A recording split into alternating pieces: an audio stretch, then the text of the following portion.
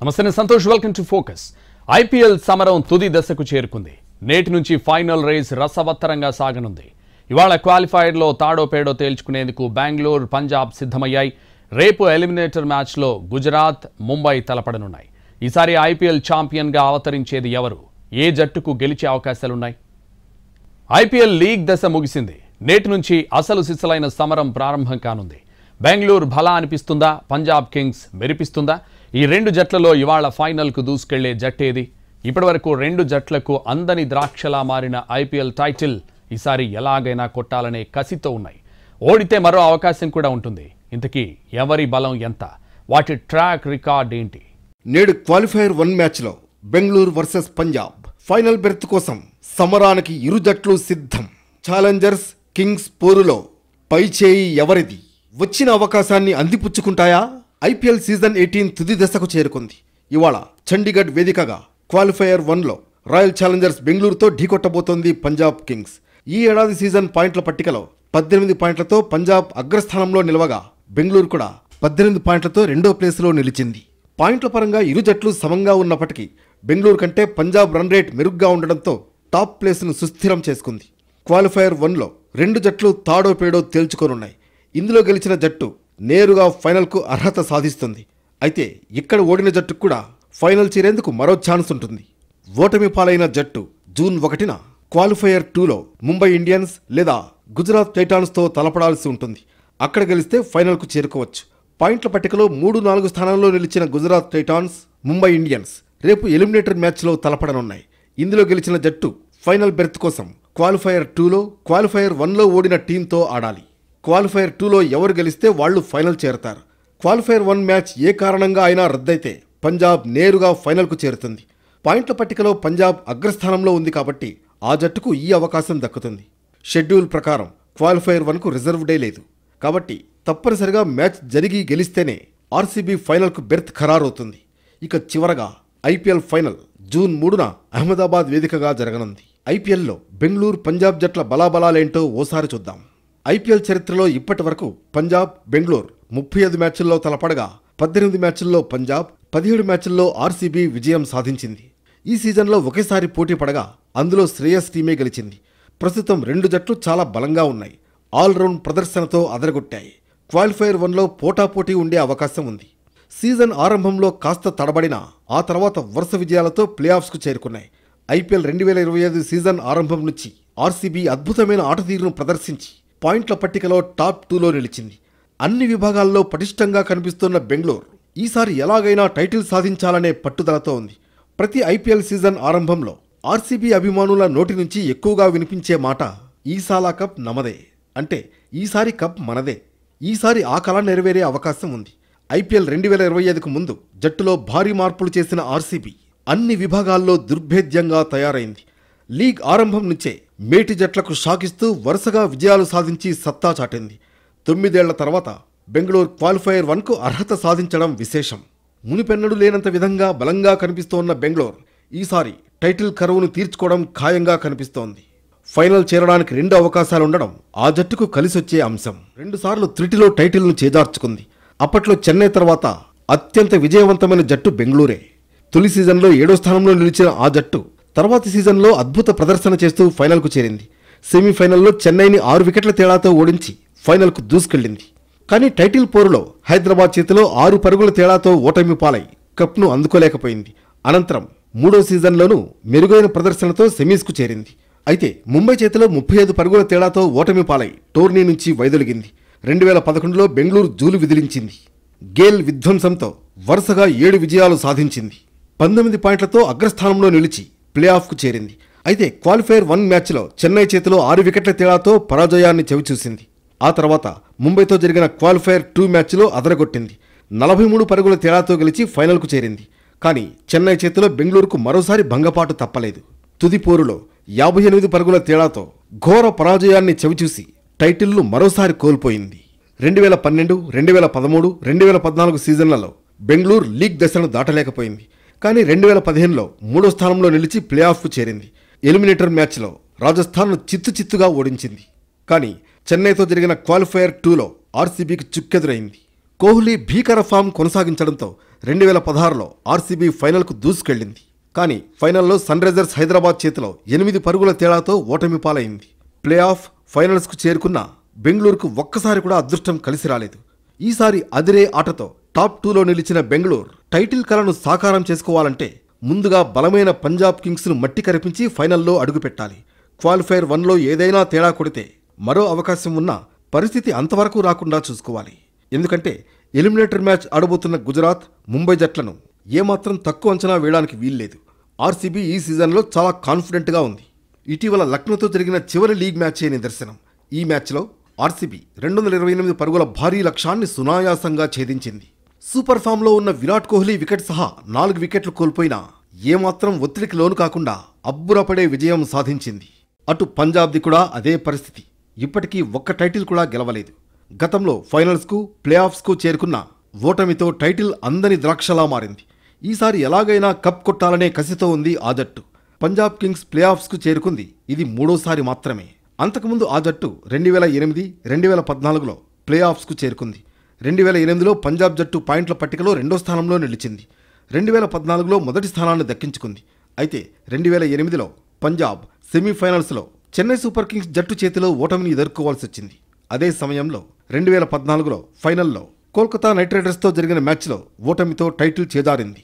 ఇప్పుడు 2025లో పంజాబ్ జట్టు మరోసారి అగ్రస్థానంలో నిలిచి ప్లే ఆఫ్స్కు చేరుకుంది. శ్రేయస్ అయ్యర్ గతంలో కెప్టెన్గా కోల్కతా తరఫున ఆడి టైటిల్ గెలుచుకున్నాడు.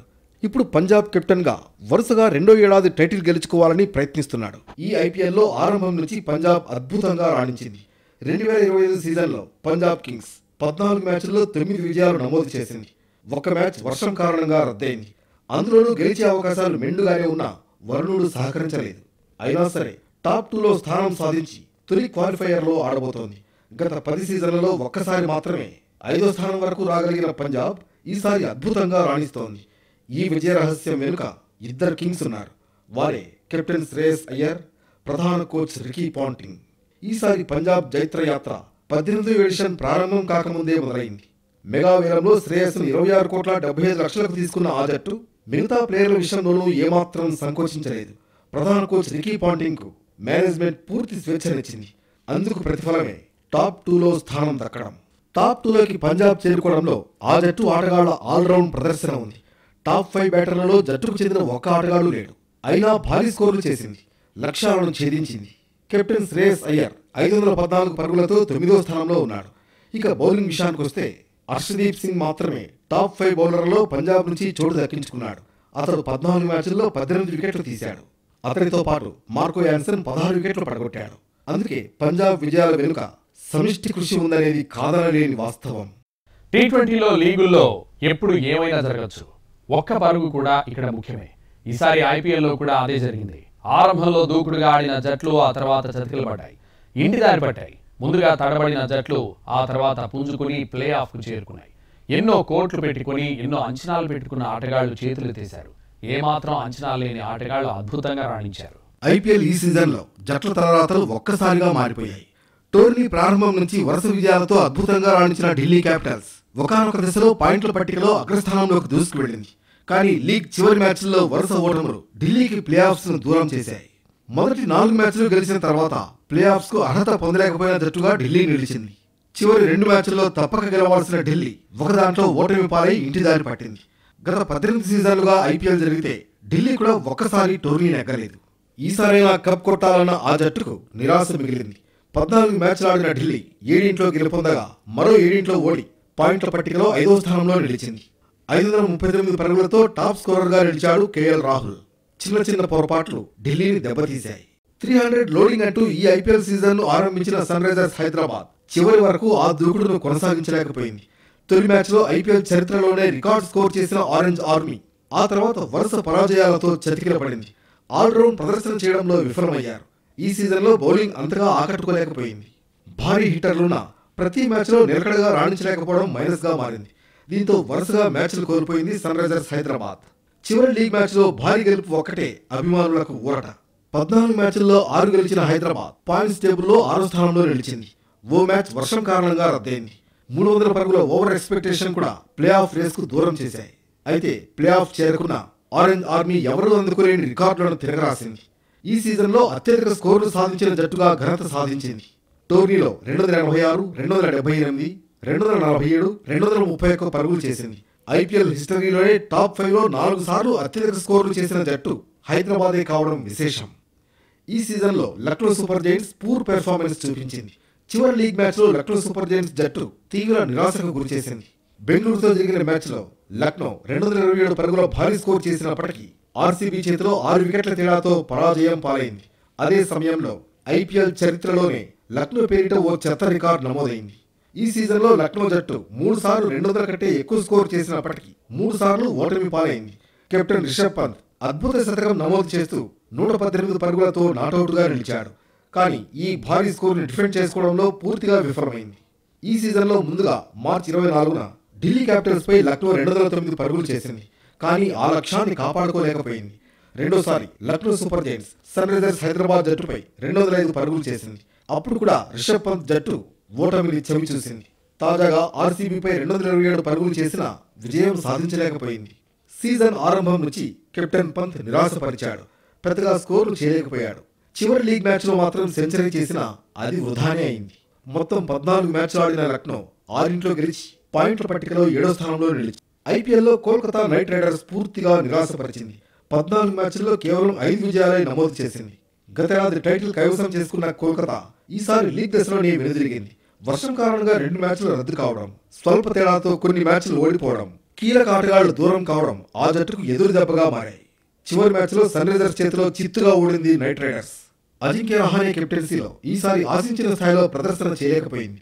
ఇక ఈ సీజన్లో అత్యంత దురదృష్టకరమైన జట్టు ఏదైనా ఉందంటే అది రాజస్థాన్ రాయల్సే. మొదట 6 మ్యాచ్ల్లో 4 గెలిచిన ఆ జట్టు ఆ తర్వాత స్వల్ప తేడాతో 3 మ్యాచ్ల్లో ఓటమి పాలైంది. చిన్న తప్పిదాలు చేయకుంటే రాజస్థాన్ ప్లే ఆఫ్స్కు చేరేది. కోల్కతాపై 4 పరుగుల తేడాతో, ఢిల్లీపై 1 పరుగు తేడాతో మ్యాచ్ను చేదార్చుకుంది. ఇక గాయంతో సంజు శాంసన్ మధ్యలోనే తప్పుకోవడం రాజస్థాన్కు ఇబ్బందిగా మారింది. యశస్వి జైస్వాల్ ఒంటరి పోరాటం చేశాడు. చివరిలో సరైన ఫినిషింగ్ ఇచ్చే ఆటగాడు లేకపోవడం రాజస్థాన్కు అతిపెద్ద మైనస్.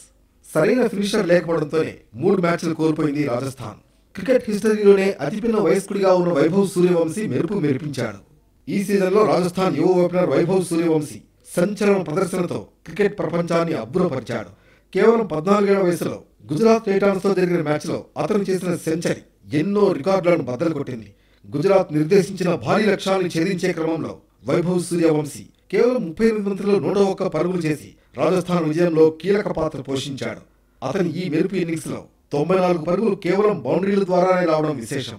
ఇది ఐపీఎల్ చరిత్రలో ఏ బ్యాట్స్మెన్ సెంచరీలోనైనా బౌండరీల ద్వారా సాధించిన అత్యధిక పరుగుల శాతంగా మారింది. ఐపీఎల్ చరిత్రలోనే ఇది 2వ ఫాస్టెస్ట్ సెంచరీ. ఈ సెంచరీతో క్రికెట్ ప్రపంచంలో ఓ సెన్సేషన్ గా మారిపోయాడు వైభవ్ సూర్యవంశీ. ఆ తర్వాత 2 మ్యాచ్ల్లో విఫలమైన లీగ్ చివరి మ్యాచ్లో మరోసారి అద్భుతమైన ప్రదర్శనతో సత్తా చాటాడు. ఐపీఎల్లో తిరుగులేని రికార్డు ఉన్న చెన్నై సూపర్ కింగ్స్ ఈసారి అత్యంత దారుణ ప్రదర్శన చేసింది. వరుస ఓటములతో పాయింట్ల పట్టికలో అట్టడుగున నిలిచింది. 5 సార్లు ఐపీఎల్ టైటిల్స్ కైవసం చేసుకున్న చెన్నై ఈసారి గట్టి పోటీ ఇవ్వలేకపోయింది. రుతురాజ్ గైక్వాడ్ సారథ్యంలో ఎన్నో అంచనాలతో బరిలో దిగిన సిఎస్కే బ్యాటింగ్, బౌలింగ్ అన్ని విభాగాల్లో విఫలమై అభిమానులను తీవ్రంగా నిరాశపరిచింది. రుతురాజ్ గైక్వాడ్ గాయంతో మధ్యలో తప్పుకున్నాడు. దీంతో చెన్నై కెప్టెన్సీ బాధ్యతలు ధోని తీసుకున్నాడు. ధోని సారథ్యం కూడా ఆ జట్టును ప్లే ఆఫ్స్ కు తీసుకువెళ్లలేకపోయింది. కీలక ఆటగాళ్లు దూరం అవడంతో బ్యాటింగ్ లైనప్ బలహీనంగా మారింది. ఈ ఏడాది సీజన్లో 14 మ్యాచ్లు ఆడిన సిఎస్కే కేవలం 4 మాత్రమే విజయం సాధించి పాయింట్ల పట్టికలో ఆఖరి స్థానానికి పరిమితమైంది. 18 ఏళ్ల ఐపీఎల్ చరిత్రలో చెన్నై జట్టు పాయింట్ల పట్టికలో 10వ స్థానంలో నిలవడం ఇదే తొలిసారి. ఈ ఏడాది సీజన్ తమ ఆఖరి మ్యాచ్లో మాత్రం సిఎస్కే అద్భుతమైన ప్రదర్శన కనబరిచింది. గుజరాత్ టైటాన్స్తో జరిగిన మ్యాచ్లో 83 పరుగుల తేడాతో చెన్నై ఘన విజయం సాధించింది. బ్యాటింగ్, బౌలింగ్లో అదరగొట్టి గుజరాత్కు ఊహించని షాక్ ఇచ్చింది. చెన్నై ఆటగాడు ఆయుష్ మాత్రే చెలరేగాడు. అద్భుతమైన ఆటతీరుతో అందరినీ ఆకట్టుకున్నాడు. వైభవ్ సూర్యవంశీ లాగే ఆయుష్ మాత్రేది కూడా చిన్న వయసే. ఎలాంటి ఎక్స్పెక్టేషన్స్ లేకుండా ఐపీఎల్లో కడుగుపెట్టిన చాలా మంది ఆటగాళ్లు ఊహించని రీతిలో సత్తా చాటారు. మొత్తంగా ఆరంభంలో అదరగొట్టిన జట్లు ఆ తర్వాత అంతగా ఆకట్టుకోలేక ఫ్యాన్స్ ను నిరాశకు గురిచేశాయి. తొలి 3-4 స్థానాల్లో నిలిచిన జట్లు ఫైనల్ చేరాలంటే 2 మ్యాచ్లు గెలవాల్సిందే. గుజరాత్, ముంబై జట్లు క్వాలిఫైయర్ 2 గండాన్ని దాటుతాయా? ఎలిమినేటర్ మ్యాచ్లో ఏ జట్టుకు విజయ అవకాశాలున్నాయి? గుజరాత్ టైటాన్స్ జట్టు 2022లో ఉనికిలోకి వచ్చింది. అప్పటి నుంచి 4 సీజన్లలో ఈ జట్టు ప్లే ఆఫ్స్ కు చేరుకున్న తర్వాత స్థిరమైన జట్టుగా నిలిచింది. 2022లో తన తొలి సీజన్లోనే ఆ జట్టు ఛాంపియన్గా నిలిచింది. దీని తర్వాత 2023లో కూడా ఆ జట్టు ఫైనల్కు చేరుకుంది. కానీ సిఎస్కే చేతిలో ఓటమిని చవి చూడాల్సి వచ్చింది. ఈ 2 సీజన్లలో గుజరాత్ జట్టు పాయింట్ల పట్టికలో అగ్రస్థానంలో ఉంది. దీని తర్వాత 2024లో గుజరాత్ జట్టు లీగ్ రౌండ్లోనే నిష్క్రమించింది. అప్పుడు 8వ స్థానంలో ఉంది. ఈసారి గుజరాత్ జట్టు 3వ స్థానంలో నిలిచి అర్హత సాధించింది. శుభ్మన్ గిల్, సాయి సుదర్శన్ లాంటి నిలకడైన బ్యాట్స్మెన్ ఉండడం ఆ జట్టుకు ప్రధాన బలం. ఈ ఇద్దరు ఓపెనర్లు జట్టును ఒంటి చేతితో గెలిపిస్తున్నారు. ఫైనల్ చేరాలంటే ఎలిమినేటర్, క్వాలిఫైయర్ 2లో గెలవాల్సిన అవసరం ఉంది. లీగ్ స్టార్టింగ్ లో వరుస ఓటములతో డీలాపడ్డ ముంబై ఇండియన్స్ ఆ తర్వాత అనూహ్యంగా వరుస విజయాలు దక్కించుకుని ప్లే ఆఫ్ అర్హత సాధించింది. చెన్నై తర్వాత ఐపీఎల్ చరిత్రలో ముంబై ఇండియన్స్ 5 సార్లు ఛాంపియన్ గా నిలిచింది. 2013, 2015, 2017, 2019, 2020 సంవత్సరాల్లో ఐపీఎల్ టైటిల్ గెలుచుకుంది. ఈ 5 సీజన్లలో ఆ జట్టు మొదటి 2 స్థానాల్లో నిలిచింది. ఐపీఎల్ చరిత్రలో టాప్ 2లో కాకుండా 3 లేదా 4 స్థానాల్లో నిలిచిన తర్వాత ముంబై ఇండియన్స్ ఇప్పటి వరకు ఒక్క ట్రోఫీ కూడా అందుకోలేదు. ఈ గణాంకాలు ముంబైకి ఈసారి టైటిల్ గెలవడం కష్టమేనని సూచిస్తున్నాయి. అయితే ఇప్పుడు ఆ సెంటిమెంట్ ను బద్దలు కొడతామంటున్నారు. ముంబై ఇండియన్స్ మొత్తం 11 సార్లు ప్లే ఆఫ్స్ కు చేరుకుంది. గుజరాత్ టైటాన్స్ ఈ సీజన్ అంతటా నిలకడగా రాణించింది. వారిని ఓడించడం ముంబైకి అంత సులభం కాదు. 2 జట్లను ఓడించి ఫైనల్ కు చేరడం చాలా ఒత్తిడితో కూడుకున్నది. తొలి 2 స్థానాల్లో ఉన్న పంజాబ్, బెంగళూరుకే ఎక్కువ విజయావకాశాలు కనిపిస్తున్నాయి. ముంబై, గుజరాత్ టీంలతో పోల్చితే ఈ 2 జట్ల బ్యాటింగ్, బౌలింగ్ లైనప్ పటిష్టంగా ఉంది. మరోవైపు క్వాలిఫైర్ 1లో ఓడిన క్వాలిఫైర్ 2 రూపంలో మరో అవకాశం ఉండడం ఈ 2 జట్లకు ఊరటనిచ్చే అంశం. ఇవాళ జరిగే పంజాబ్, బెంగళూరు పోరులో ఈ జట్టు ఫైనల్ కు వెళుతుందా అని అంతా ఉత్కంఠగా ఎదురు చూస్తున్నారు. మరోవైపు గెలుపోటములపై బెట్టింగ్ జోరుగా సాగుతోంది. బెంగళూరు గెలుస్తుందంటూ అత్యధికంగా బెట్టింగులు కాస్తున్నారు. ఇక ప్రపంచంలోని క్యాష్ రిచ్ లీగుల్లో ఐపీఎల్ ఒకటి. క్రికెట్లోనే అత్యంత ఖరీదైన లీగ్. ఐపీఎల్ బ్రాండ్ వాల్యూ తెలిస్తే మతిపోవాల్సిందే. 2008లో ప్రారంభమైన ఐపీఎల్ ఆదాయం ఏటికేడు పెరుగుతూ వస్తోంది. ఆదాయం పరంగా అదరహో అనిపిస్తోంది. 2024లో ఐపీఎల్ బ్రాండ్ విలువ 1,00,000 కోట్లు దాటింది. 2009లో $2 బిలియన్ ఉంటే 2024లో $12 బిలియన్ చేరింది. ఇందులో మీడియా రైట్సే 48,000 కోట్లు ఉండడం విశేషం. ప్రతి సీజన్లో ఐపీఎల్ కు మీడియా రైట్స్ ద్వారానే 12,000 కోట్ల ఆదాయం వస్తుంది. వచ్చే ఏడాది బ్రాండ్ వాల్యూ మరింత పెరిగే అవకాశం కనిపిస్తోంది. ఐపీఎల్ విజేతకు 20 కోట్ల ప్రైజ్ మనీ లభిస్తుంది. రన్నరప్ కు 13 కోట్లు దక్కుతాయి. 2 నెలలకు పైగా సాగిన ఐపీఎల్ 2025 మరో 5 రోజుల్లో ముగియనుంది. అహ్మదాబాద్ వేదికగా జూన్ 3న ఫైనల్ ఫైట్ జరగనుంది. ఈ ఫైనల్ మ్యాచ్ కు ముందు బీసీసీఐ కీలక నిర్ణయం తీసుకుంది. ముగింపు వేడుకను భారత సాయుధ దళాలకు అంకితమివ్వాలని నిర్ణయించింది. క్లోజింగ్ సెరమనీకి army, navy, air force, defence staff చీఫ్లను ఆహ్వానించారు. ఇటీవల భారత్ పాక్ ఉద్రిక్తతల కారణంగా వారం పాటు ఐపీఎల్ వాయిదా వేశారు. మళ్లీ పరిస్థితులు చక్కబడడంతో మళ్లీ రీషెడ్యూల్ చేశారు. ఐపీఎల్ తిరిగి ప్రారంభమై విజయవంతంగా పూర్తవుతోంది.